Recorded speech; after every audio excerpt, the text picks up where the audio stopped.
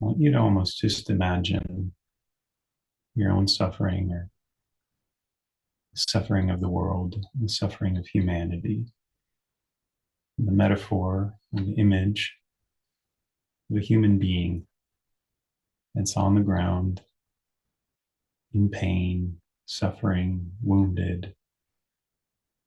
You encounter them. Come close to this human being and just imagine the manner in which you would approach them. Would there not be an incredible bow and reverence,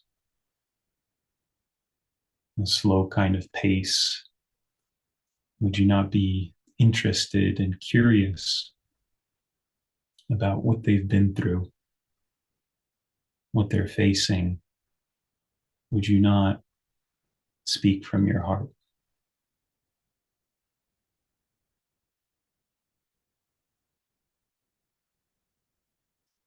A lot of the times when we confront our own suffering, we have many ideas about suffering, where it comes from,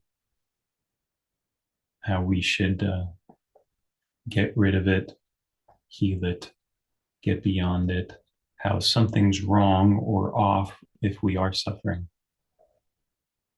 And many times we don't slow down enough to simply encounter and approach suffering just for what it is, as it is, without forcing it to do something else.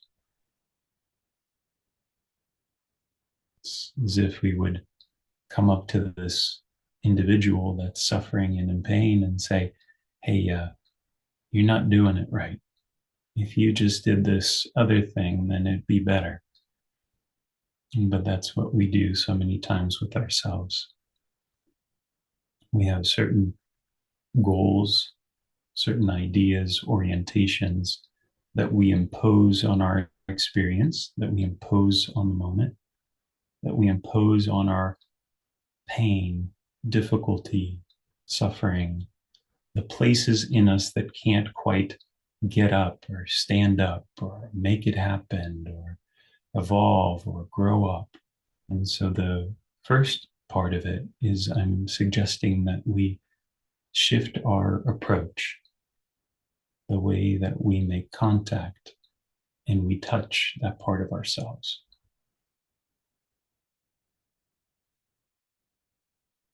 You know, the story of Siddhartha comes to mind when he left his palace and he saw that there was sickness, old age, and death. There's all this suffering out there outside his palace. In the palace, he had a great life. Everything seemed to go smoothly. He was healthy, he was wealthy, happy. And yet outside the palace, there's all this suffering, and it sparked something in him.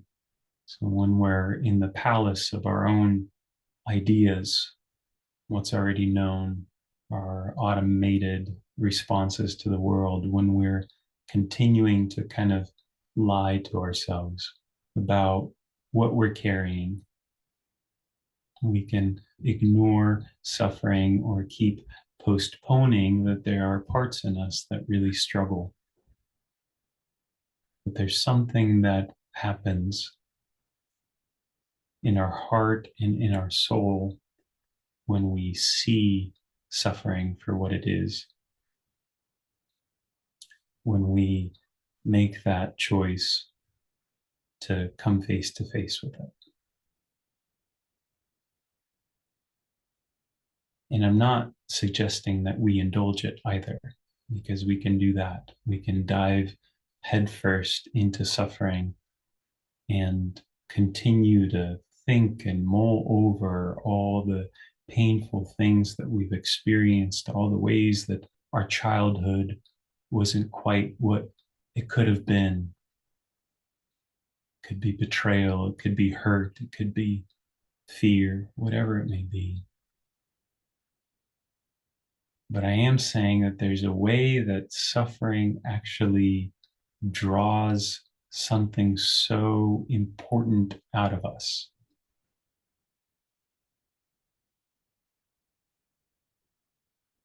That to really encounter it for what it is draws our soul. And to me, the story of Buddha, in his teachings, he speaks of the Four Noble Truths. The first one is that all of life is suffering. But I feel like even more important than that is the moment that something was sparked in him when he saw that life is suffering. There's some kind of movement in his heart, in his soul that said, is this all there is? Is this our destiny? Is this all? In my sense, what was sparked in him is the love of truth.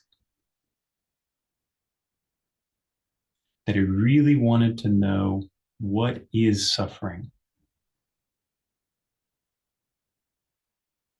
And he didn't want to be told what it is. There is something in him that was committed. He had a full yes to encountering, to coming face to face with the suffering in the world and the suffering in himself. He said, I want to know what is happening here. Why is there so much suffering? Why do we suffer so much? And so I feel this love of truth is the only thing that is able to really come in direct contact with suffering and begin to discover it for what it actually is. Whatever that energy, that spark, that inspiration that says, well, what is this? I want to know more deeply what you are. I want to know what's true. That is actually our soul. That is our divine spark that is willing to live in this life, even though it's really, really difficult sometimes. It's really agonizing. There's war, there's poverty, there's difficulty of all sorts. And yet there's something in us that still says yes to this.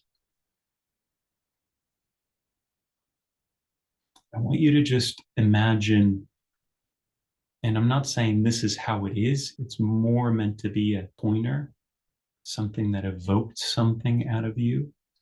But imagine that before you entered this life, that there is some kind of conscious part of you, some awareness, some soul spark that knew what you were going to face, that knew the difficulties that you were going to be given, the riddle of your life, the koan of your life, the maze of your life.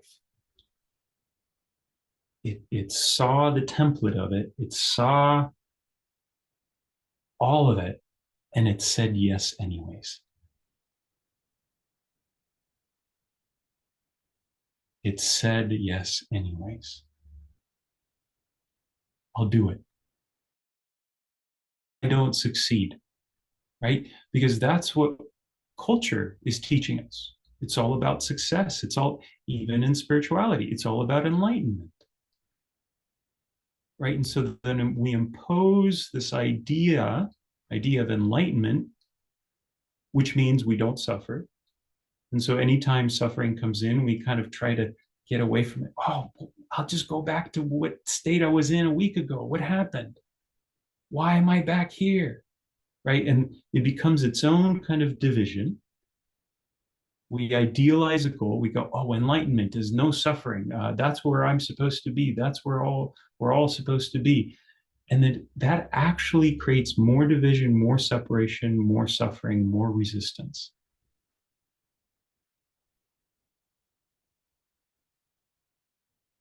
If we're to truly allow suffering to be what it is, would it be suffering at all? If there was no resistance or opposition. But it is our soul that really wants to make contact with this experience. And you could look at suffering as the most intense, most loud expression of limitation. And soul is something that is usually referred to as, the divine spark, a part of the infinite. It's infinity itself, right? So the soul is something that's connected to oneness, to everything, to God, is infinite at its core, comes in contact with a limitation. But why? Why would it need to do that? In part, is to mirror its infinity, is to mirror that no matter how much suffering is out there, is in me, that something, some part of me is unbreakable. In A Course in Miracles, Jesus says that the crucifixion wasn't what was of great importance. It was that you can do anything to my body. You can hurt me, you can hate me, but you still can't take the peace of God away from me. That there's a soul faculty in all of us that remains at peace, remains connected, remains a part of this larger whole.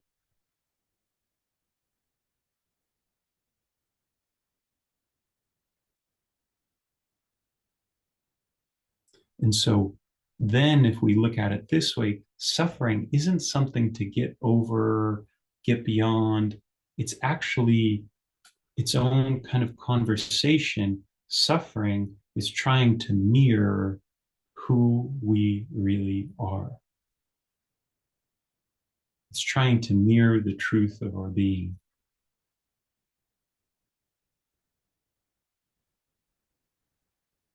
So just feel into your own experience and your own life in the places that aren't quite there, that are still having a hard time. The patterns keep running, the reactivity keeps running, the dissatisfaction. That's okay. It's really, really, really okay. And that spark in you, that soul, knows what it's doing. You can trust it. You can trust that it knows how to make contact with this most difficult place. And this most difficult place is something that may continue to break down everything you think you are, but isn't fully true, and reveal to you something truer. And I'd also like to say something about defeat, because we're always moving towards success and progress. And even our ideas of success and progress are limited. And sometimes success is inside our utter defeat.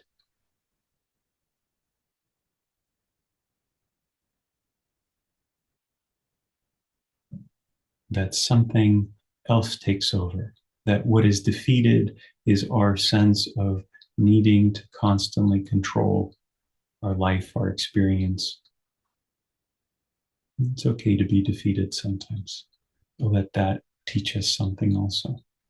Because what we discover there is that a strength, a power, a love from another order that we did not will we did not create, that we did not make, rises to meet that defeat. And that's us trusting. That's the soul trusting the fabric of reality. It's trusting and it's intuiting, it's remembering what it is.